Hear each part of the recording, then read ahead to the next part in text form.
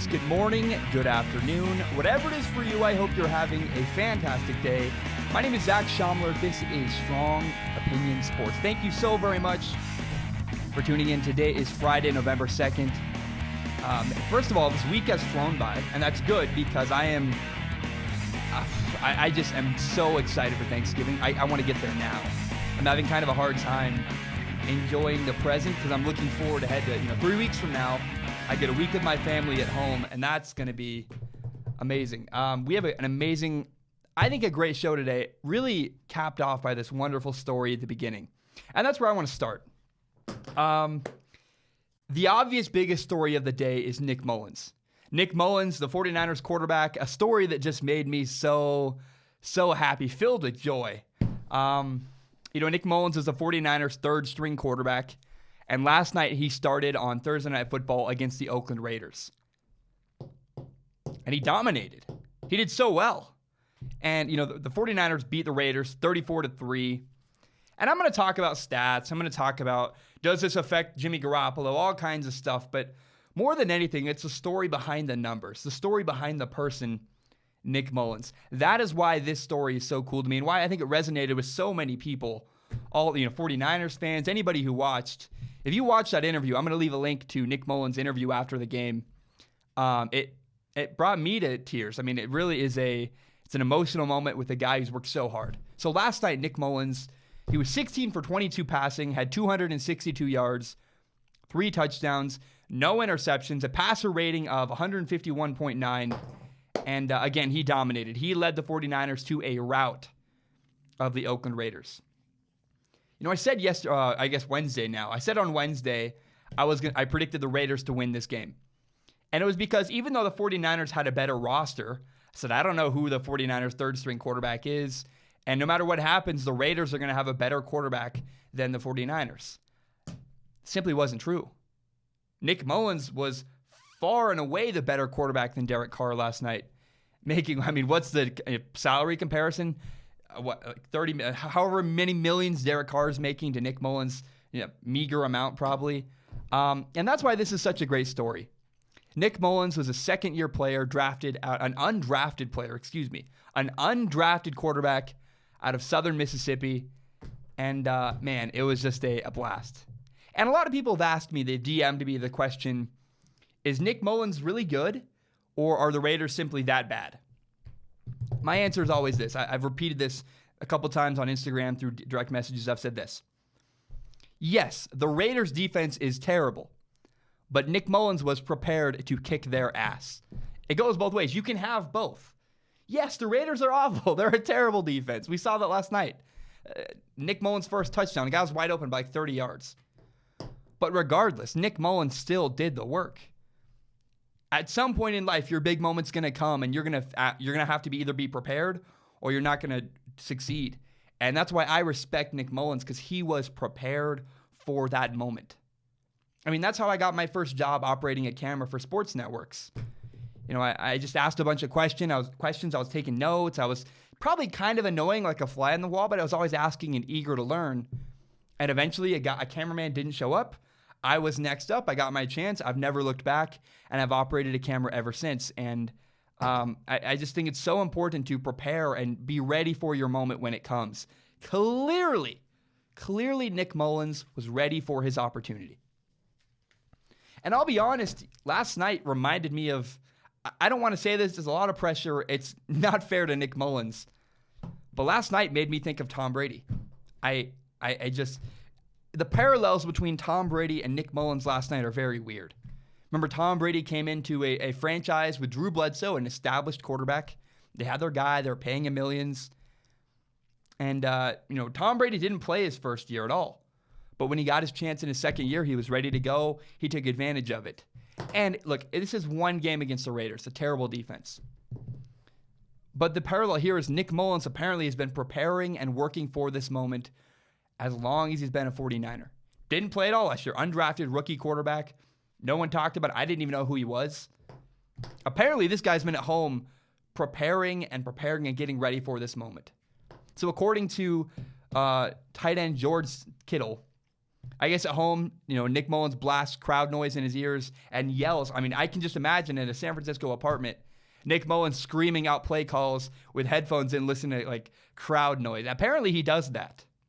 And I guess after a game last year, he ran through an entire call sheet, all the plays they ran in that game after the game in Levi Stadium by himself, again, after a game last year.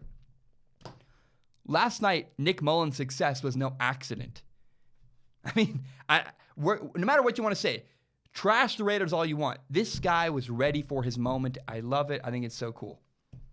Now, my initial reaction to this was, does this make Jimmy Garoppolo look bad? Does Nick Mullens, if a third-string quarterback can succeed under Kyle Shanahan, doesn't that kind of work towards a narrative that Jimmy Garoppolo is clearly a lot of people say Jimmy Garoppolo is a system-type quarterback. Without Kyle Shanahan, he would not succeed. And there are two flaws with this argument. First of all, yeah, any quarterback that succeeds is probably somewhat a product of their coach. I've talked about this before. You need both a great coach and a great quarterback to have success in the NFL. But it's more than that. Again, this was not all Kyle Shanahan. If Kyle Shanahan was clearly such a genius, C.J. Beathard would have played like that the last couple weeks. And C.J. Beathard, the true 49ers backup quarterback, did not do that. Nick Mullens kind of came out of nowhere, obviously earned this, and he's been working his butt off so hard for this. And I do not think this reflects poorly on Jimmy Garoppolo. And because I do not think Nick Mullens' success was all because of Kyle Shanahan. You can't say, yeah, Nick Mullens did it because of Kyle Shanahan. That's not fair to Nick Mullens. It's not fair to Jimmy Garoppolo. It's not fair to anybody. Yes, Kyle Shanahan's a great coach. But don't say that's the only reason why Nick Mullens succeeded last night against the Raiders. I love it, man. Nick Mullens nearly cried in his post-game interview. I nearly cried watching it. It was one of my favorite sports moments. Probably, honestly, my favorite sports moment of the whole year. Watching this third-string quarterback make it happen. I mean, I lost it. I was happy for the guy who's clearly put in so much work along the way. And I couldn't get enough. There's videos of him in the locker room, celebrating with his teammates. Like, this is real. This is what football's all about. So I can't remember what he said, but I mean, the poise just leaks out. Nick Mullens is kind of the story of the moment right now, and I love it so much. There's two things he said in his post-game interview I want to talk about. One of them, he says that I prepare every week like I'm the starter, and this was my week. And then he went on to say later, I just love football. And it so obviously leaks out of the guy. And I just am, it's so genuine, and it's so cool when you see a person who has a passion of theirs and they've worked so hard to get there and they finally make it. I can't stop smiling. I love it. I'm so happy. Now the question here is next, what if? What if Nick Mullens goes on like a 6-game run, where they have 8 games left? What if he goes on the next 8 games and dominates, plays like he did last night against the Raiders? I think, first of all, that's a question for down the road. He has to do that first. Obviously, I think Nick Mullens should start the rest of the year, or at least next week. And if he continues his success, keep the hot hand going. I don't know. We got to remember that this is only one game for Nick Mullens. A lot of teams are going to look at the film. They're going to look at his habits. Maybe he's got a certain thing he does. He tips off a lot of stuff. Maybe it's bad footwork. There are still a lot of things that could go wrong in the future for Nick Mullens. But if he continues to play well, and I hope he does, there's going to be a question down the road, Jimmy Garoppolo or Nick Mullens, but we're simply not there yet. That's not fair to Nick Mullens. It's far too early. Personally, I just am reinvigorated with my interest in the 49ers. I love it. I'm excited. And I really want to see Nick Mullens succeed the rest of the year. And I would honestly rather, if Nick Mullens dominates and is the guy for the 49ers, I'd love that. I would rather have Nick Mullens and Jimmy Garoppolo. I'm sorry. It's a better story. It's a cooler guy. Jimmy Garoppolo's getting paid millions and millions of dollars. He'll be fine if he doesn't ever become the 49ers quarterback again. And again, I repeat, it is far too early to actually have that conversation. I think we should just enjoy the moment now. And, the 49ers go on next week. I don't know who they play, but I'm going to watch. I'm so excited because I want Nick Mullens to succeed and continue to have success. All right, we have a great show today. A lot of stuff I want to talk about. We're going to do Pick 6 at the very end of the show. It's where I pick 6 games from Week 9 of the NFL, season. And first, at the beginning of the show, we're going to do 2 fascinating games where I highlight the two probably most interesting games of the week of NFL Week 9. We're going to talk about, are the Cowboys a playoff team? Why the Seahawks are not a playoff team? I'm going to preview the LSU-Alabama game. And I'm also going to talk about Derrick Rose's 50-point game. Derrick Rose, cool story. We'll talk about that down the road. I believe the Cavaliers should trade away J.R. Smith, and at the end, we will revisit Hugh Jackson being fired by the Cleveland Browns. And he gave some quotes, some new information has been shed on the situation with Hugh Jackson and Todd Haley. I'm going to talk about that later in the show. Remember, you can subscribe to Strong Opinion Sports on iTunes, on SoundCloud, and on YouTube. You can find the full entire hour-long show on YouTube, as well as my best, most interesting clips, and help me grow by telling your friends about this show. No, seriously, man, that Nick Mullens story, I don't cry. I think I've cried. I cried watching Inside Out. I know I feel bad, but I watched Inside Out and I cried watching that movie. It was right after my brother died, okay? I had an excuse. I cried watching Titanic, and I cried last night watching Nick Mullens' post-game interview, man. It just got me. It was awesome, and it was such a cool moment. I'm a fan, man. I'm not a journalist. I always say, I'm a fan of football. I'm a fan of sports. I'm very much not a journalist. I'm not unbiased. I am not impartial. I am a person who is a fan of sports, and I share my fandom with you guys. So, I want to next talk about the two fascinating games. So, in NFL Week 9, these are the two fascinating games I have decided to highlight. I call them snake charmer games. They're games where they may not be the best matchup, but no matter what, you cannot take your eyes off these games, and my eyeballs will be definitely glued to the screen. In fact, there's a block from 1 o'clock to 8 o'clock. I'm just going to be watching football straight because of these two games. So the first game I want to talk about is the Saints and the Rams in New Orleans. It's a 4:25 p.m. Eastern time kickoff, 1:25 in my time zone. And this is a huge, huge game. It's likely the NFC Championship game. I think down the road in the playoffs, the number 1 and 2 seeds in the NFC will be the Rams and the Saints. And I think, honestly, this is a big test for the Rams. The Saints have been there, done that. They have a battle-tested quarterback, a battle-tested coach. They've won a Super Bowl. In the fourth quarter, I'm excited to watch how the Rams play. A lot of people have said that the Rams haven't. I saw somebody, I can't remember who it was. Somebody was talking the other day. It might have been a friend of mine, actually. And they said, the Rams haven't played anybody. Their schedule's been so easy. And I completely disagree with that. You look at their record so far. They've played the Chargers and won. They beat the Packers. They beat the Vikings. They beat Russell Wilson and the Seahawks. All 4 of those teams are potential playoff teams, at least in the hunt right now. And I don't know. I don't think the Rams have been tested, and they've met every challenge they've faced so far. And I'm curious to see, how do the Saints challenge the Rams? Honestly, I'm leaning towards the Saints winning. It's a game in New Orleans, a home game for the Saints, and that matters. Now, if the Rams do win this game, not only is that going to be a big win for their resume, for me as a person trying to look at the Rams, I'm going to be very impressed if they beat the Saints at New Orleans, because, again, down the road, they're going to have to win a lot of big games down the stretch, and this would be one of their first big staple wins. It's the last game on Sunday other than Sunday Night Football. It's a big moment. A lot of people are going to watch in New Orleans. If the Rams win this game, I'm going to be thoroughly impressed, and it's going to be a big moment for that organization, for Jared Goff, for Sean McVay, and for everybody that's a part of the Rams.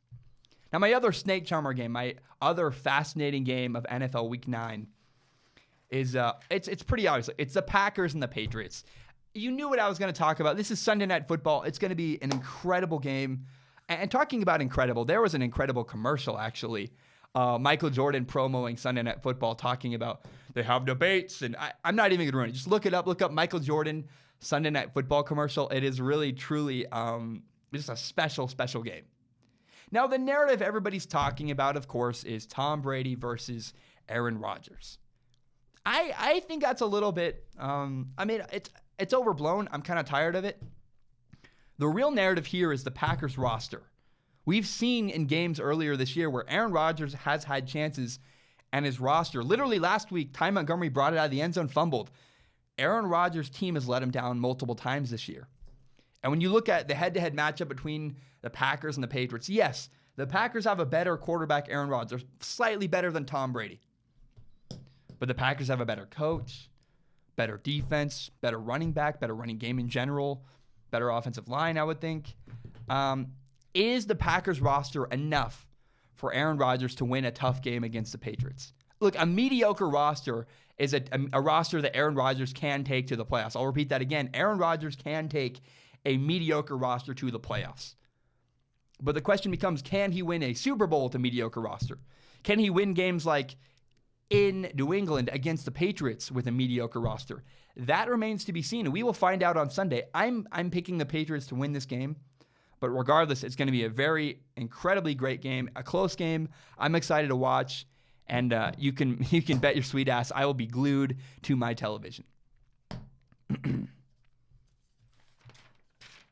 So we've talked about Sunday Night Football. We've talked about the games on Sunday. What I don't do on my Pick 6 is I don't include Monday Night Football. I like to save that for Monday. And I want to now talk about Monday Night Football because there is a massive game that I'm really, really excited for. So, again, there are 3 big games this weekend. There is, the Packers, Patriots, the Saints, and the Rams, and then this game, which is Monday Night Football between the Cowboys and the Titans. There's only one reason why I care about this game. I am so excited to see the Cowboys' new wide receiver, Amari Cooper. Here's what I want to know. This is what I want to know. Does Amari Cooper push the Cowboys over the top and make them a team in playoff contention? Are they now a playoff contender with Amari Cooper? Because right now the Cowboys are 3-4. And to this point, I have not mentioned them once in any playoff debates. I talk about, the Redskins, the Packers, the Eagles, maybe the Seahawks are in the hunt. I've never even considered the Cowboys. Maybe things will change if Amari Cooper is a big difference maker for the Dallas Cowboys. He's going to open up the running game because you can't load the box, because if you do, Amari Cooper can beat you over the top. Amari Cooper, on paper, in my head, really impacts the way the Cowboys offense works. Now, it's early, it's his first week, but here's why I want to see how much of an impact Amari Cooper can have right away.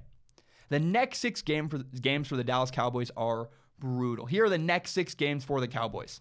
They're at Philadelphia against the Eagles. They're at Washington against the Redskins. They play the Redskins. I repeat that. They're at the Eagles, at the Falcons. Then they play the Redskins at home. Then they play the Saints. They play the Eagles again. And then they play the Colts in December. So Eagles, Falcons, Redskins, Eagles again, Saints, Colts. And remember, this is the Colts in December. The Colts in December are a far better team than they were in September. They were not a good team in September. I think they had won 1 game maybe. Andrew Luck's improving every week. Yeah, playing the Colts in December is probably you're playing a playoff level team, kind of like when the Chargers went on a run at the end of the year last year. Every single week, the Colts improve.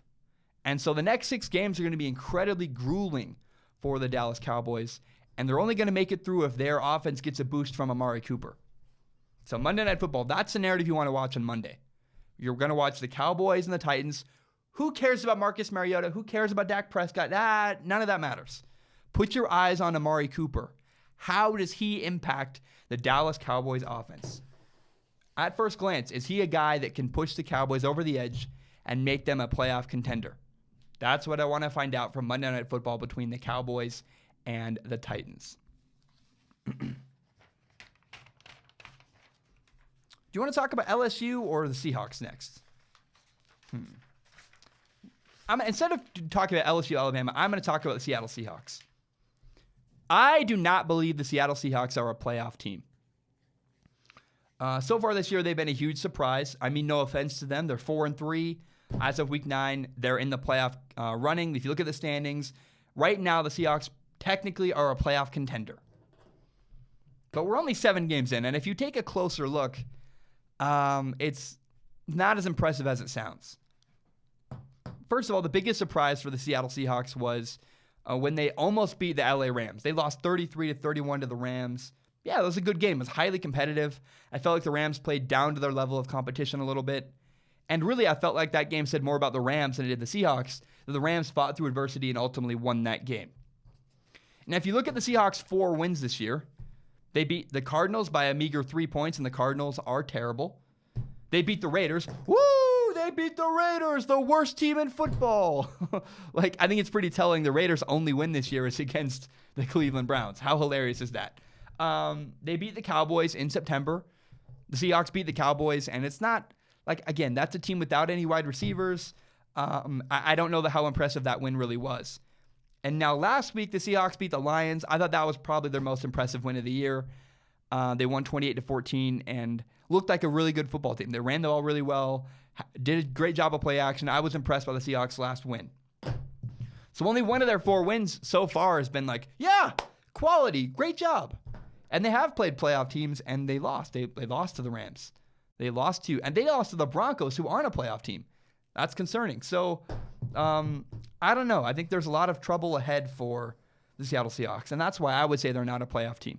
Their wins to this point have not been very impressive. It's been surprising. It's been a good story, good for them, all that good stuff. And I encourage you to look back. Remember when articles early this year said, should the Seahawks consider trading Russell Wilson? How dumb does that sound now? Week 9, that sounds like a dumb thing. But if you look at the next 8 games for the Seattle Seahawks, that's concerning. Here are the next 6. Here are 6 of the next 8 games for the Seahawks. The next games for the Seahawks, they play the Chargers, the Rams, the Packers, the Panthers, the Vikings, and the Chiefs. 6 playoff teams. Oh, yeah, by the way, they played the 49ers twice. I don't know. I think it's going to be a valiant effort this year. I'm happy for the Seahawks. They fought harder than I expected. And they never did give in. They never said, we're rebuilding. They said, we're not rebuilding. We're going to win. We're going to win. We're going to win. I respect that fight. But I don't think that makes the Seahawks a playoff team. 6 of their next 8 games are brutal, and the 49ers are still no pushover. So I do not believe the Seahawks are going to make the playoffs. Again, their wins so far are not very impressive. And I think if you look ahead, they're going to play 6 playoff teams in the next 8 weeks. That's terrifying. And I do not believe, for that reason, the Seattle Seahawks are a playoff team. I repeat, the Seattle Seahawks are not a playoff team. Okay, before we go to break, I want to take a break, catch my breath. I do want to say this first. I want to talk about LSU and Alabama tomorrow. It's going to be a wonderful game. I cannot wait. Now let's just jump into it. So tomorrow on Saturday, number 1 LSU plays. Whoa, I'm wrong. I got to step back and restart this whole segment because LSU is not the number 1 team in the nation. So on Saturday, there's a great matchup in the SEC coming up. We see number 1 Alabama at number 4 LSU. It's going to be an incredible game. I'm actually not going to watch it live. I'm going to have to record it because I'm working for ESPN at the Washington State Cal game. But you bet your ass I will be recording it. I'm very excited, and I cannot wait to watch. In my opinion, Alabama should win this game. Here's why. I love LSU's quarterback. I think he's great. He's a stud. He is great at the line of scrimmage, makes good decisions, has a lot of poise. But ultimately, Joe Burrow, LSU's quarterback, doesn't have enough arm strength, and he's simply not good enough to beat a team like Alabama. I think it's going to be a really close game for a while. I think at the end, Alabama's going to pull away because of their quarterback, Tua Tagovailoa. Tua's amazing. Tua is just an incredible talent. He runs like a running back. He runs like Adrian Peterson. Oh, and by the way, he plays and throws the football like Drew Brees. I mean, he's a future number 1 pick. I know he has a lot of help. A lot of people like to always point out, Tua has a lot of great teammates. He's not as good as his numbers. I think he's better than his numbers. I do, because he doesn't play full games. And the really important thing here is that he makes incredible decisions. What he does with the football is unbelievable. I mean, he always makes the right read. And if he doesn't make the right read, how do I say that? And he doesn't make the wrong read. What he'll do is, if it's not there, he'll tuck it and run, or he'll extend a play and find someone downfield. It's kind of you can't really win against Tua. You just have to hope you survive the game. And I don't think anybody's going to survive the game against Tua all year. I think they're going to go undefeated and win the national championship. So, I see here's what I would say about Tua. Tua is the difference between having 4 really great seasons and winning maybe 2 national championships. And with Tua, Alabama's going to run the table 4 straight years and win 4 national championships, kind of like you see in high school sometimes. Alabama with Tua is that dominant. Unless he gets hurt, I don't see Tua and Alabama slowing down at all in the next couple of years, and I'm terrified for anyone who has to play Alabama. So again, my prediction for the LSU-Alabama game is this. Alabama's going to win. It might look competitive for a while early on in the game, but at the end of the game, Tua is the difference. He's better than Joe Burrow, LSU's quarterback, and eventually Alabama's going to pull away in the third or fourth quarter. Alabama wins convincingly in the end. The final score will not predict the first half, or the final score will not reflect the first half. And the first half is going to be tight. Second half, Alabama pulls away, wins like 35-17, 35-21, something like that. And I hope it's good. I hope it's more competitive than my prediction says, but I think Alabama's going to win quite comfortably in the end. All right, guys, I'm going to take a short break. When I return, we will talk about Derrick Rose. We're going to talk about J.R. Smith, and we will talk about Hugh Jackson. We'll revisit that Cleveland Browns firing of Hugh Jackson. And do not forget, at the end of the show, we'll do Pick 6. And Pick 6 is killing it this year. I was 5-1 last week, and it's going really, really well. So that is what I will do. My name is Zach Shalmer. Remember, you can subscribe to Strong Opinion Sports on iTunes, on SoundCloud, and on YouTube. You can find the full entire hour-long podcast on YouTube, as well as my best, most interesting clips. Help me grow by telling your friends about this show. My name is Zach Shalmer. I will be right back. All right, we are back. You know what nobody really knows about me? It's really fun. And this has nothing to do with sports directly. I played high school football with Alabama's long snapper.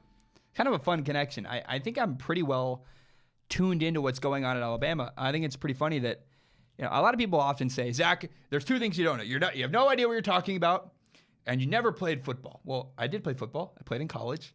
And I have a lot of friends at a lot of different places on all kinds of different teams, because I've trained with a lot of guys that play college football now. And in fact, I did indeed play high school football with Alabama's long snapper. There's a picture of him celebrating after he won the national championship last year with Tua Tagovailoa. I'm like, That's funny. I mean, I'm not an insider. I'm not like a deep, undercover journalist, but I do have some connections that no one really kind of gives me credit for. I want to talk about a story that just made me so happy the other day. Derrick Rose scored 50 points. And I don't have a lot to say other than really it was just super cool to watch. Derrick Rose, what a fall from grace. And what a painful journey it's been to watch, and how exciting it's been to watch him kind of come back and resurge in the NBA. What we saw on Wednesday when he did so well against the Utah Jazz, had 50 points. And they won the game, by the way. They won 128-125. Close at the end. It was awesome. Derrick Rose looked like he did in 2011 when he won an MVP. And that's why it's so cool. I remember we all saw Derrick Rose got emotional after the game for good reason. I mean, this guy's been through a lot. He shredded his knee. I never thought Derrick Rose was going to have a game like he did on Wednesday ever again. I thought Derrick Rose was done. He's a bench player, just cashing in checks. And no, he showed he's still got some really good basketball left. And I don't know if he keeps it up. I hope so. What I'd love to see? What I would love to see is Derrick Rose become the next face of the franchise for the Minnesota Timberwolves and lead them to the playoffs. That'd be awesome. Do I expect that's going to happen? Not at all. But I would love to see Derrick Rose kind of have a second resurgence of his career. What I really respect with Derrick Rose is his love for the game. Derrick Rose makes $2 million a year, which, yeah, that's a lot of money if you're a normal human, but for a former NBA MVP, Derrick Rose makes nothing. He makes pennies on the dollar. He just gets, that's a big pay cut for a guy like Derrick Rose. And so he's there because he likes basketball. He's there because he loves playing basketball. Other NBA superstars make upwards of $30 million. Derrick Rose isn't there for the money. I'm sure he likes the paycheck, don't get me wrong. But I'm so cool. I think it's so cool what Derrick Rose has done. And I'm so happy for him. I mean, he just has fought so hard to get back. And that game is kind of a landmark game for him. Like a post in the ground, I've come this far. I now can score 50 points in an NBA basketball game. It's kind of like me. I've struggled with depression a lot in the last 2 years. My brother killed himself 2 years ago, and it was awful. And I had a day the other day where it's really cloudy, it's raining, and I was just on cloud nine. I was so happy, and it was kind of a milestone for me. I was like, oh, I've come a long ways in my battle with depression. I'm good. I'm happy. Things are great. And I would imagine this felt kind of that way for Derrick Rose, where this 50-point game was a landmark milestone moment for him. Look how far I have come in my battle to become a great NBA player again. It's awesome. I'm happy for him. Everybody in the NBA was happy for him. And I don't have a lot of deep analysis. I just am so happy for Derrick Rose. It's just a cool moment I wanted to share with you guys. I want to now shift your attention to Cleveland. We're going to talk about the Cleveland Cavaliers, and then we're going to talk about the Cleveland Browns. The first story out of Cleveland today is that J.R. Smith apparently wants to be traded from the Cleveland Cavaliers. Trade him. Like, what are you waiting for? If I hear that, anytime I hear someone doesn't want to be around me, cool, go ahead, leave. It's like if a girl says, man, I really want to break up with you. Do it. Break up with them. Don't hang around with someone that doesn't want to be around you. And if someone doesn't want to work with you, you got to let them go. If I'm a Cavaliers, I'm saying, yeah, bye J.R. Smith. Now, I like J.R. Smith, and I understand why he doesn't want to be in Cleveland. I don't think this has anything to do with that bad moment he had in the finals. What this is for J.R. Smith is the Cavaliers aren't trying to win. I thought about it, sat down, and I don't really blame the Cavaliers for firing Tyronn Lue because they're not trying to win. It would just make Tyronn Lue look bad for years. They kind of did him a favor by letting him go. And so, would you want to spend the next 2 years of your contract, if you're J.R. Smith, in Cleveland when they're tanking and trying to lose and get number one picks? I don't know, man. I understand why J.R. Smith wants out. And if I'm the Cavaliers, I would trade away J.R. Smith as soon as possible. I mean, look, it's really bad for the Cavs. They're struggling. They lost Kevin Love to a toe injury. The Cavs are tanking. They're not trying to win. Don't hold J.R. Smith hostage. He doesn't want to be there. Send him to some team that's at least somewhat competitive. I understand where J.R. Smith is coming from. I heard he might get fined for saying what he said. I don't know. I guess that's against the NBA CBA. Fine him $10,000 if you want. But if I'm the Cavaliers, I would trade J.R. Smith, and I understand why J.R. Smith wants to be traded from the Cleveland Cavaliers. A short, kind of boring story, but I wanted to talk about that. And it's a good transition into Cleveland, a better, more juicy story with Hugh Jackson. So in an interview with Mary Kay Cabot, Hugh Jackson called the Browns firing him premature. He had a lot to say, and first of all, I agree. I do think that the Browns firing Hugh Jackson was premature. If I said the Cavaliers, I meant the Browns. I mean, for the first thing is this. If you had, in your first 2 years, you went 1-31, and then the team kept you, what that tells you is, we're going to be patient and give you time. What was the point of keeping Hugh Jackson if you were just going to fire him after 8 games midseason? Kind of weird to me. I haven't really understood that move at all. Now, here's the thing. This is why Hugh Jackson got fired. More information came out, and we have learned that apparently Hugh Jackson went behind the general manager, John Dorsey's back, to complain to the owner and try to regain control of the offense from offensive coordinator Todd Haley. Apparently, John Dorsey is the guy who wanted Todd Haley in Cleveland. That's who hired him. And I've been saying it time and time again. I nailed this when I said the reason why the Browns got rid of Hugh Jackson was because of the bickering between Hugh and Todd Haley. The bickering did them in. It's like when your dad says, both you guys are in trouble, get out. Todd Haley and Hugh Jackson kept fighting for control. They kept complaining to their bosses, and eventually the Browns ownership, both John Dorsey and the owner, said, we're done. No more of this crap. Both you guys are out. We'll find someone else. And, well, I agree. It's bad optics. I think it's not good. It's not a good look to fire your coach. Like, what was the point of keeping Hugh Jackson if you're just going to fire him midseason anyways?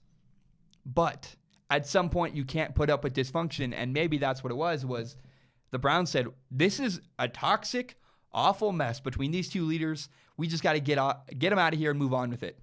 And if that's what's best for Baker Mayfield and best for the Cleveland Browns, of course I support it. Am I hesitant anytime a team fires a coach midseason? Yeah, I don't like that. But if there's fighting and dysfunction, yeah, you got to get rid of that and you got to move on. That apparently is what happened in Cleveland between Todd Haley, Hugh Jackson, John Dorsey, the owner, and the Cleveland Browns. That is why Hugh Jackson and Todd Haley were fired, and I support it. You can't put up with dysfunction, even if it makes your franchise look bad, firing the head coach. All right, this last segment of the day, I'm so excited. I've really grown to love. I put a lot of work into this segment, making my picks, and it's not just a gut reaction. I try to often. I've done that in the past. That this is my gut feeling, but I really try to put a lot of research into this and a lot of thought into my picks every week. So this is pick 6 for the NFL Week 9. It's where I pick 6 games every week, and it's fun. We look back on it on Monday. It's a great topic. I'm really excited. The first game I want to pick is between the Kansas City Chiefs and the Cleveland Browns in Cleveland. I feel very, very strongly that the Kansas City Chiefs are going to win this game. It's been a hectic, tumultuous week for the Cleveland Browns. And look, I might be wrong. Maybe this goes the other way. Maybe the Browns, all this struggle, lights a fire under them, and they come back and they beat the team at the top of the AFC, the Kansas City Chiefs. What I think is more likely is that it's kind of like when you have a busy week at work, or for example, I'm a college student. I'll have a really busy week, and I get to Friday and go, oh, crap, there's still a paper due Friday night. And I turned in a sloppy, lazy, kind of half-assed piece of paper. I think the Browns might be unprepared or underprepared for their game against the Kansas City Chiefs. They really need a week off. They need a bye week to recover from firing the coach and all this turmoil. And they're not going to get it. Instead, they're going to get punched in the mouth by the Kansas City Chiefs. I'm picking the Chiefs to beat the Browns. The second game I want to pick this week is the Falcons at the Redskins, again, in Washington. I know the Falcons are banged up, but the Falcons' defense is really good against the run. I think Adrian Peterson's not going to have as good a game as normal against the Falcons. I think it's a very close game, a good matchup, but in the end, I'm picking the Falcons to win this game. At some point, the Redskins are going to peter off, and I might be premature predicting this, but I think this is the beginning of the end for the Redskins. The Falcons are a great team. I think they've struggled with injuries. They're not going to make the playoffs, but they're going to have a valiant win this week against the Redskins. I think they have better athletes, a better defense, and I would not be surprised at all if the Falcons beat the Redskins. I'm picking the Falcons, indeed, to beat the Redskins on Sunday. The Steelers and the Ravens in Baltimore. I'm picking the Steelers.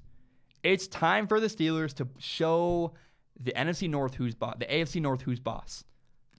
I know the Steelers have issues, but it's time. They're going to say, hey, Ravens, we're the dudes. We're going to win this division. They have better athletes and a better offense.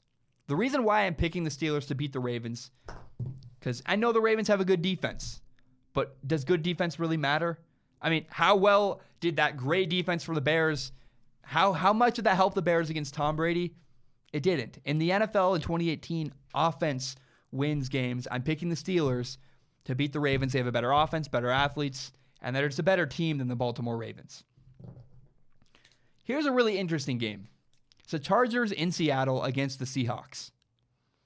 I'm going to go against conventional wisdom. I'm going to pick the Seattle Seahawks. I know I'm probably going to regret it. It's going to be stupid. Watch. What's going to happen probably is the Chargers blow out the Seahawks like 35-14. But it's going to be an ugly, rainy game in the Northwest. The key to this game is Seattle's running game. It's very weird. Seattle runs the ball a ton. They've run 222 times this year, and they've thrown the ball only 182 times. How often does that happen where a team runs the ball more than they throw the ball in 2018 in the NFL? It doesn't. That's not a normal thing. I think the only other team is the Titans, the Tennessee Titans, and they've only run the ball like 5 more times than they've thrown. The significance, it's like 40 more times for the Seattle Seahawks. It's a big difference. It's a weird difference. And I would point out the Chargers' biggest weakness is their inability to stop the run. I think Seattle might have a field day running all over the Chargers. It's going to be a really close game at the end, but I think the Seahawks do get the win at home against the Chargers. I know it's against conventional wisdom. I'm taking a chance, picking the Seahawks to beat the Chargers. Okay, this is where it gets really good. There are 2 games left, and you know the 2 games I'm about to talk about. First, it's the Saints and the Rams in New Orleans. I'm picking the Saints. I know the Rams are 8-0, but I think they're bound for a loss. And I know that makes sense, that they're bound for a loss, but that's not good enough. And if you look at the way the Rams have played, this is still going to be a very close game. I mean, the Rams have been battle-tested, and they've come out victorious every single time. The Rams beat Aaron Rodgers. The Rams beat the Vikings. They beat Russell Wilson. They beat the Chargers. This is an early afternoon game. It starts at 4:25 Eastern Time, 1:25 in my time zone on the West Coast. But I'm giving the edge to the Saints at home. I think this is kind of a preview of the NFC Championship game. But if the Rams do win this game, it's a massive, massive moment for me to give them respect.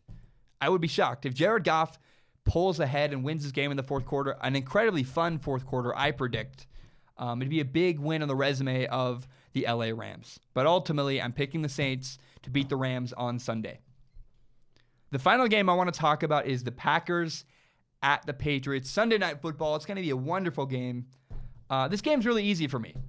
I know Aaron Rodgers is incredible. He's a great quarterback. But he needs help. Aaron Rodgers does not have a good enough roster to beat the Patriots.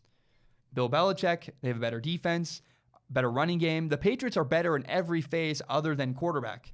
And that the difference between Tom Brady and Aaron Rodgers, look, what are you arguing over here? It's like arguing over two huge engagement rings. They're both great. It doesn't matter. So I'm picking the Patriots to win because they have a better roster, better coach, better running game, better defense. Aaron Rodgers is great, but I don't think he can carry a mediocre roster to beat a team like the New England Patriots. Guys, that has been Pick 6. Again, I'll repeat it.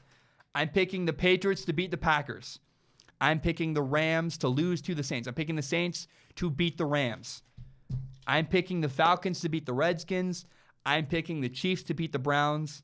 I'm picking the Steelers to beat the Ravens. And I am picking the Seattle Seahawks to beat the LA Chargers. Guys, that is my show. That is all I have. I really, really appreciate it. On Monday, we will do a segment called The Biggest Surprise of the Weekend. What do we call it? It's like the Surprise of the Weekend, something like that. We're going to talk, that's the thing you can look forward to on Monday. We'll talk about all the big games coming up this weekend. We'll talk about LSU, Alabama. We'll talk about the preview again for the Cowboys-Titans game. But what will be the surprise of the weekend this week? I have no idea. I'm excited to find out.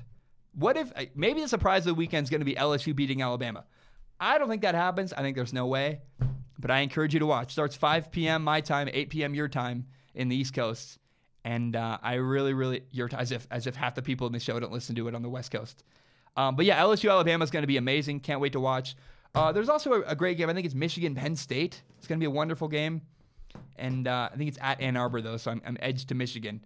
Guys, it's going to be a great weekend of sports, great weekend of football. Baseball's gone. We can focus all our attention on football and basketball, my two favorite sports. And I hope you guys have a great weekend. Remember, you can subscribe to Strong Opinion Sports on iTunes, on SoundCloud, and on YouTube.